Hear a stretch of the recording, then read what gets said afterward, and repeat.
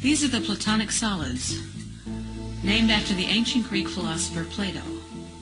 The Platonic solids are a very special type of polyhedron. Polyhedron is a solid constructed by joining polygons along their edges to enclose a region of space. The polygons then become the faces of the polyhedron.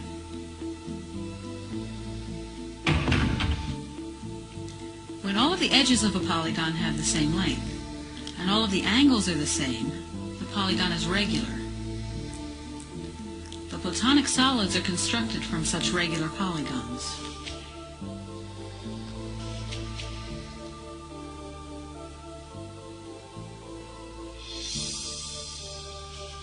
Platonic solids are characterized by three properties.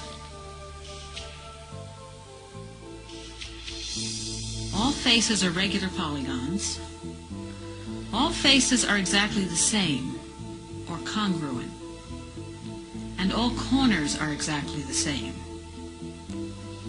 That is, the same number of faces meet at each vertex in exactly the same way. The cube is an example of a Platonic solid. All of its faces are congruent squares, and three faces meet at each vertex.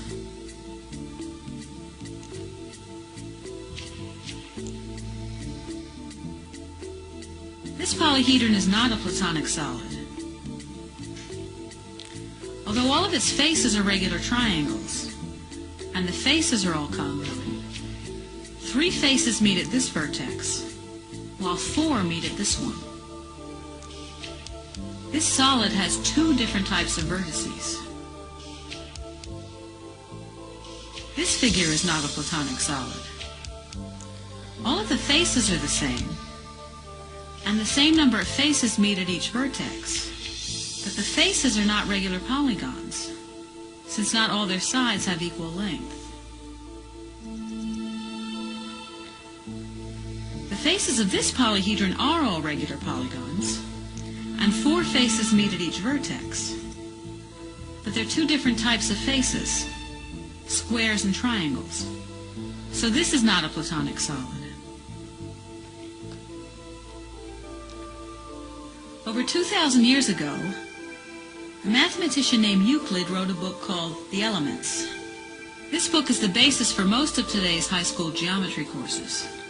The grand finale of The Elements is a section about the Platonic solids, in which Euclid shows there are exactly 5. His explanation goes something like this. The simplest regular polygon is the equilateral triangle. How can equilateral triangles fit together to form corner pieces of Platonic solids? 3 triangles can form a corner, and one more triangle closes the shape, forming a Platonic solid with triangular faces. This solid is called a regular tetrahedron.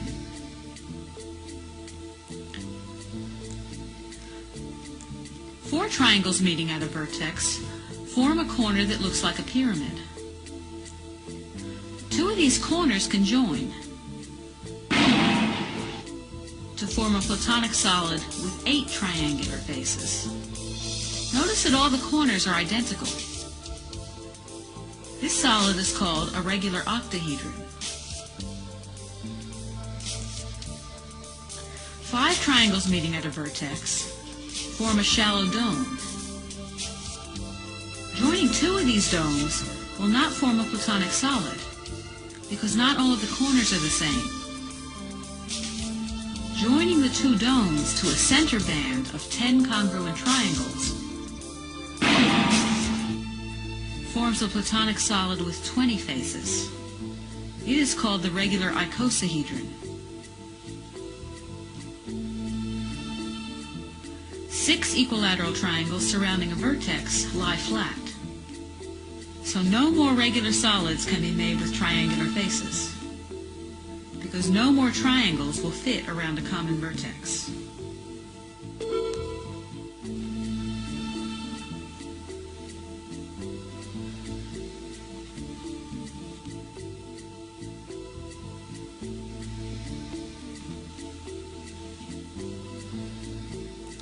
The next simplest regular polygon is a square.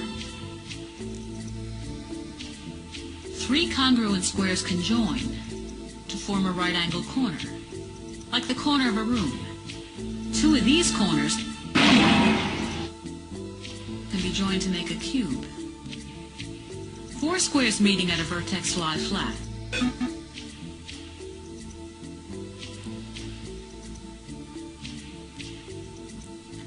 So the cube is the only Platonic solid with square faces.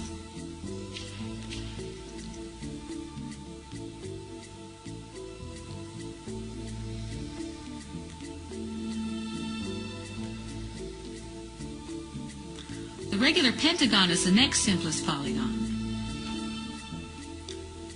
3 of these meeting at a vertex form a corner.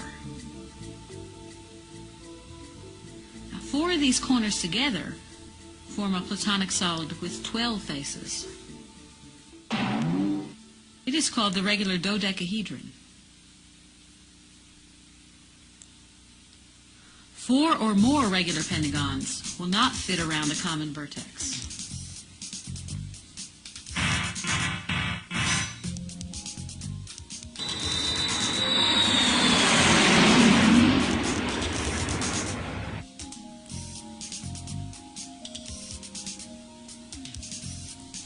Three regular hexagons coming together at a vertex lie flat. So no more solids can be made with just hexagonal faces.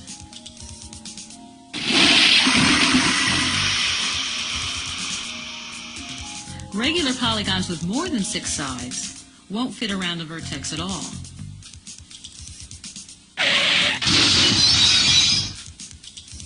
So, there are exactly 5 Platonic solids: the tetrahedron,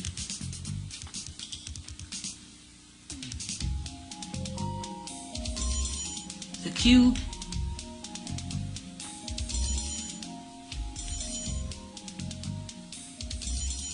the octahedron,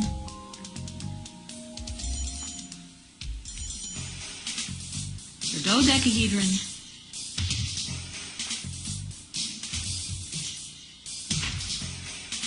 and the icosahedron.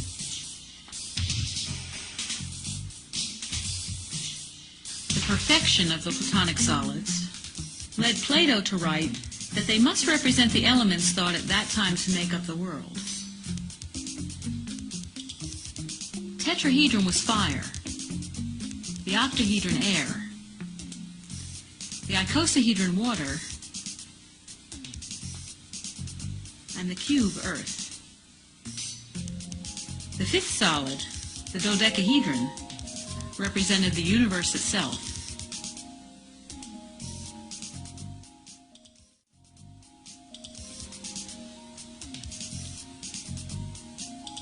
Here are some skeletal views of the Platonic solids. The tetrahedron,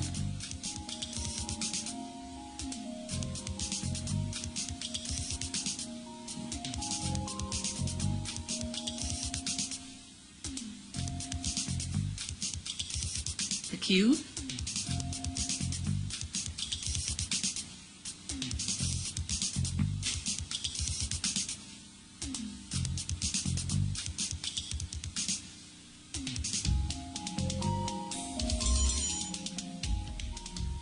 the octahedron,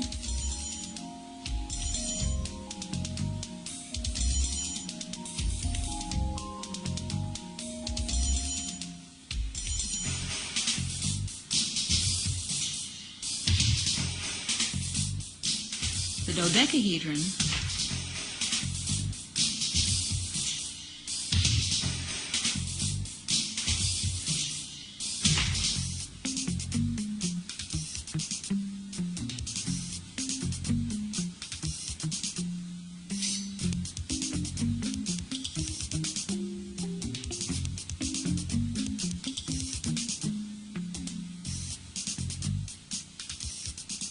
and the icosahedron.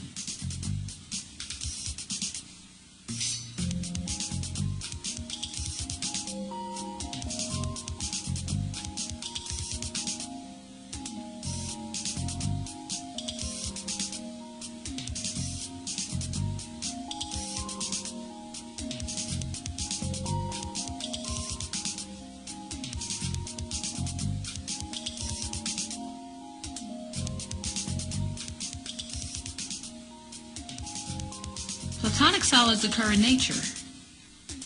Some crystals are shaped like Platonic solids. Some microscopic organisms, called radiolaria, have skeletons shaped like Platonic solids.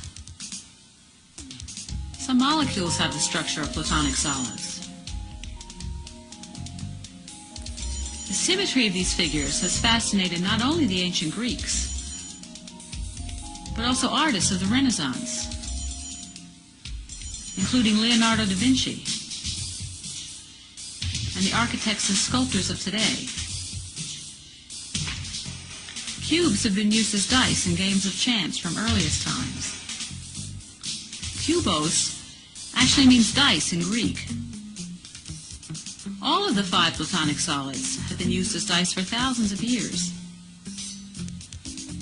Since all faces, edges, and corners of a Platonic solid are exactly the same, any face has an equal chance of being chosen when you throw the dice. The relationships of the Platonic solids to each other fascinated the mathematician and astronomer Johannes Kepler almost 400 years ago. He proposed a model for the orbits of the 6 planets known at that time, using spheres in which were inscribed the Platonic solids.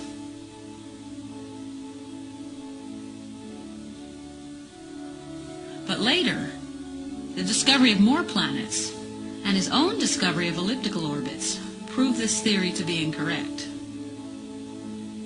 As Kepler was working with one polyhedron inside another, he discovered duality. Every polyhedron has one related polyhedron, which is called its dual. Take a cube. Now put a point at the center of each face. This yields 6 points. Then connect the points on adjacent faces. These line segments form the edges of an octahedron, whose vertices are at the centers of the faces of the original cube. The octahedron is the dual of the cube. Now do the same with the octahedron. Put a point at the middle of each face, and then connect the points on adjacent faces. The 8 faces of the octahedron form a new figure with 8 vertices. It is the cube. The cube is the dual of the octahedron. The octahedron has 6 vertices and 8 faces.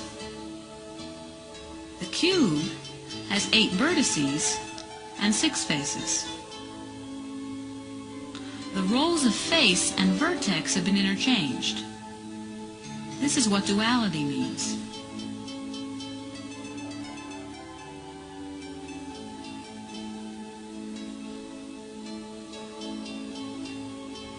Take the icosahedron and put a point at the center of each face. Connecting the points on the 5 faces surrounding a vertex forms a pentagon.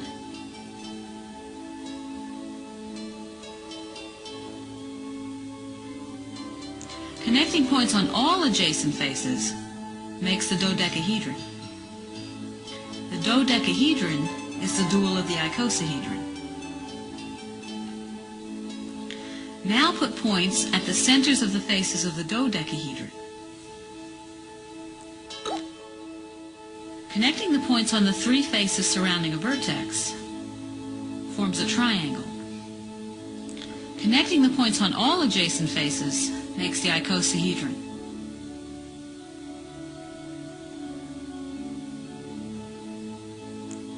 So the icosahedron and the dodecahedron are duals of each other.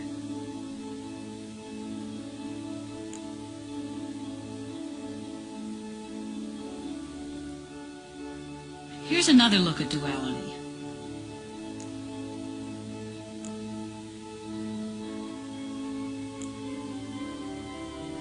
Each vertex of the cube corresponds to a face of the octahedron. The cube is the dual of the octahedron. Each vertex of the octahedron corresponds to a face of the cube. The octahedron is the dual of the cube. The cube and the octahedron are duals of each other.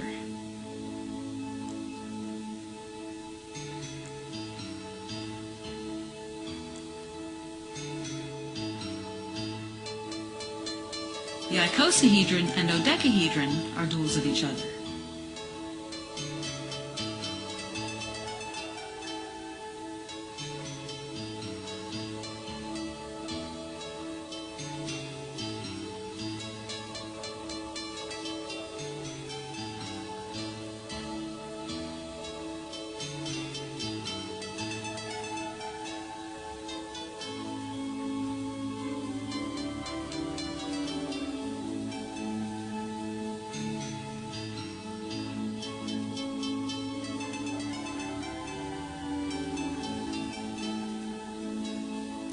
Just like the four other Platonic solids, the tetrahedron also has a dual.